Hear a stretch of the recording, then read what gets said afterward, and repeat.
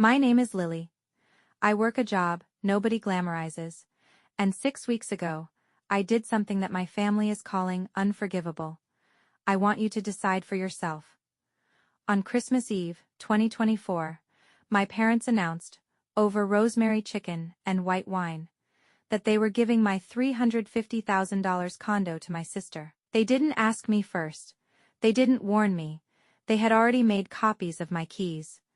Now here's the part I need you to sit with before you judge anyone in this story, including me. Everyone in that room thought they were doing the right thing. That's the part that should scare you. For 34 years, I was the daughter who never needed anything. My parents said that like it was a compliment. I used to believe it was. I covered my father Robert's $14,200 hospital bill in the spring of 2019, when his insurance denied the gallbladder claim, and nobody else in the family had liquid cash. Nobody asked me to. Nobody paid me back. Nobody brought it up again, not even once, until the night I'm about to describe to you. I fixed the water heater at my parents' house on a Tuesday in February at 2 a.m. I drove 40 minutes in the kind of Pacific Northwest rain that turns freeways into mirrors, because my sister Maya said she couldn't deal with it right now. Maya was 29. She had a husband, she had 2 working hands and a car with gas in it. She couldn't deal with it. I dealt with it. Like I always dealt with it. Like I was designed to. I want you to remember something about my sister before I continue. Because this story is easy to misread. Maya wasn't a bad person. I'm not sure she still is. What she was, what she had always been, was someone who had learned, very early, that someone else would handle it. That's not cruelty, that's conditioning. My parents built that, brick by brick, year by year. Every time they called Maya sensitive, and called me strong, and handed the hard thing to the strong one without asking if she was tired. I bought my condo in October 2019, Unit 4B, at the Hawthorne Ridge Building on Southeast Morrison Street in Portland, Oregon.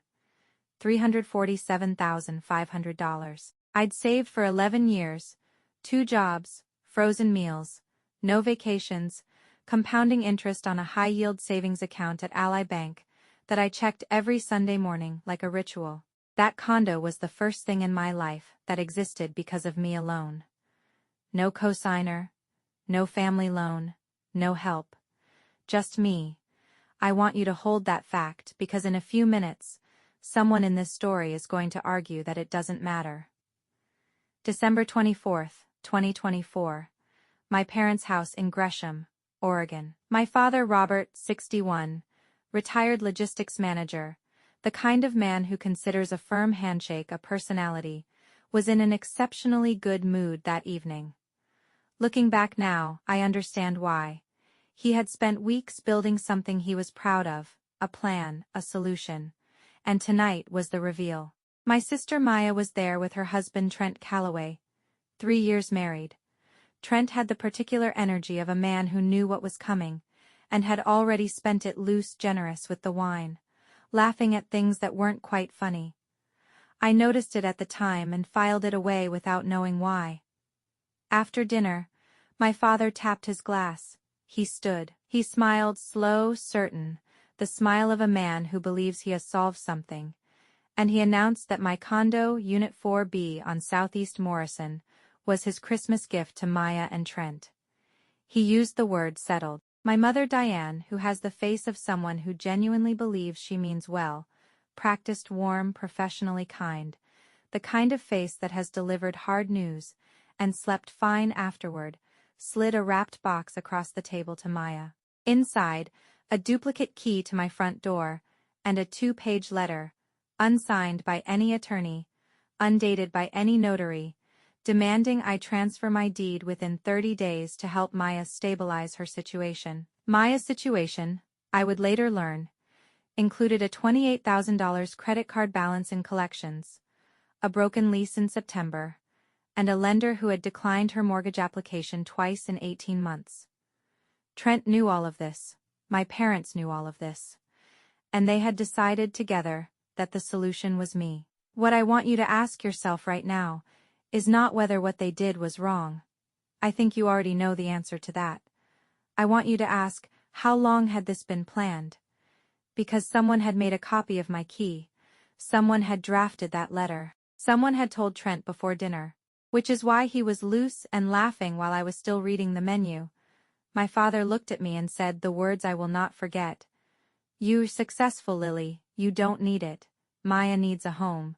Be a good sister for once." Here's what I didn't know until 3 days later. Trent had shown my father a Zillow estimate of my condo's value in November. He had looked it up. He had sent the screenshot to my father's email. He had been planning this since at least Thanksgiving. Nobody told me that part. I asked one question, quietly, almost politely. "Is the transfer finalized?" My father said they'd signed the paperwork. He had found a template online, an intent to transfer form, no legal standing, no county filing, nothing recorded at the Multnomah County Assessor's Office. The deed was still mine, every word of it. I said, "Okay." I did not say another word that night. I drove back to Portland on December 26th. The I-84 was empty and gray, that flat December gray that sits on the gorge like a ceiling. I had the heat on high and the radio off, and I was thinking very clearly, the way you think when emotion has passed through and left only information behind. I called my mother at 10:47 a.m. I told her plainly that the letter had no legal validity. I told her the deed was mine. I told her this could end quietly today, if she wanted to. Diane told me not to be selfish. She said Maya needed it more. I want to pause here, because I've thought about this moment more than any other. My mother is not a villain in the way that word usually works. She didn't cackle. She didn't scheme alone in a dark room. She genuinely believed she was doing the compassionate thing. She had spent 34 years believing that my strength was a resource and not a person, and no one had ever corrected her, including me. But here's what compassion without consent actually is. It's theft with better intentions. I called Daniel Marsh. He runs a cash acquisition firm out of a low-key office on Northwest 23rd Avenue in Portland. I'd kept his card for 2 years in the back of my desk drawer after meeting him at a real estate networking event at the Jupiter Hotel on Northeast MLK in 2022. I had never expected to use it like this. I told him I had a clean Title II bedroom in Southeast Portland, and I needed it sold before the new year. He came by on December 27th, walked the unit in 11 minutes. Offer on December 28th. By December 30th, $341,000 was wired to a credit union account in Northeast Portland that my family had no knowledge of. The locks on Unit 4B were changed that same afternoon by a locksmith from a company I paid cash. On December 31st, I accepted the senior billing analyst position at a healthcare group in Denver, $94,000 base. Start date January 13th. I booked a one-way flight on Alaska Airlines that evening. I know some of you are already forming an opinion about me. Hold it, keep watching.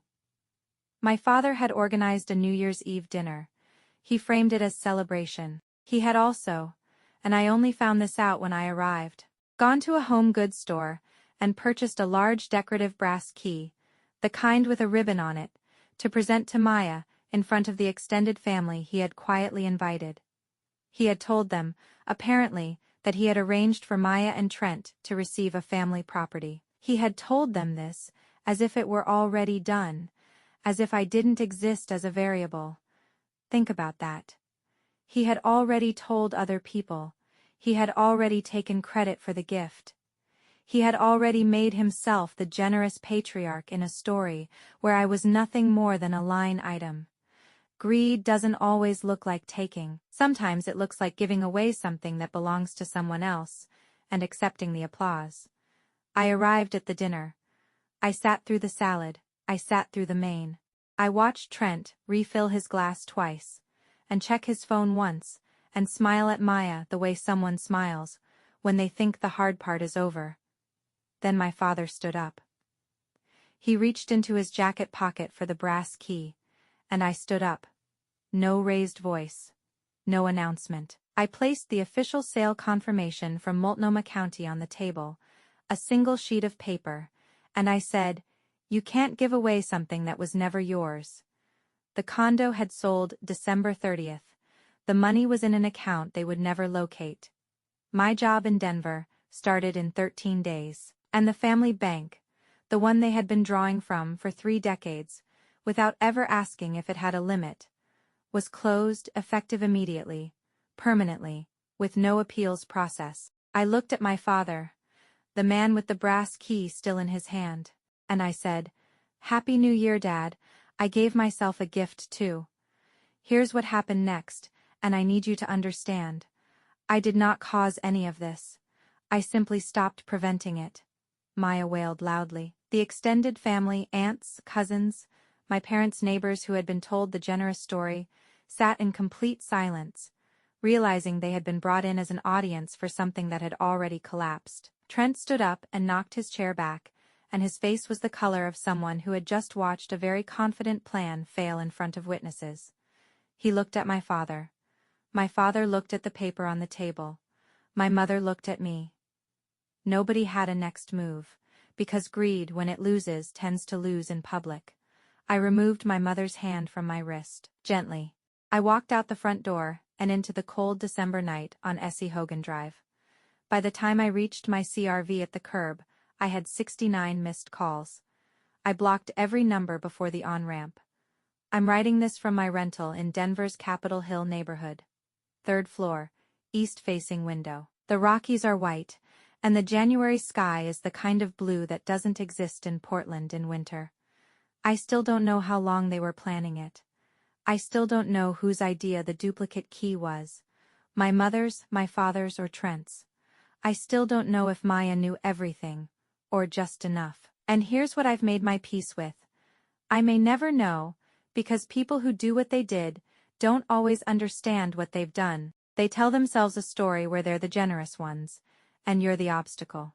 And they keep telling it even after the condo is sold, and the money is gone and the brass key is sitting on a table in front of people who came to watch a celebration.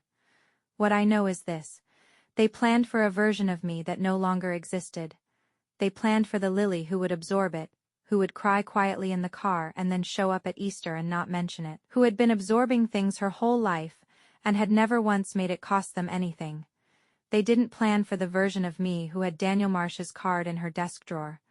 They didn't plan for the version of me who knew what intent to transfer means versus what a recorded deed means. They didn't plan for the version of me who had been paying attention, not just to the family I loved, but to the family I was slowly learning I couldn't trust. And in the end, they didn't destroy me. They destroyed themselves, with their own plan, with their own brass key, in front of their own audience. I just stopped getting in the way.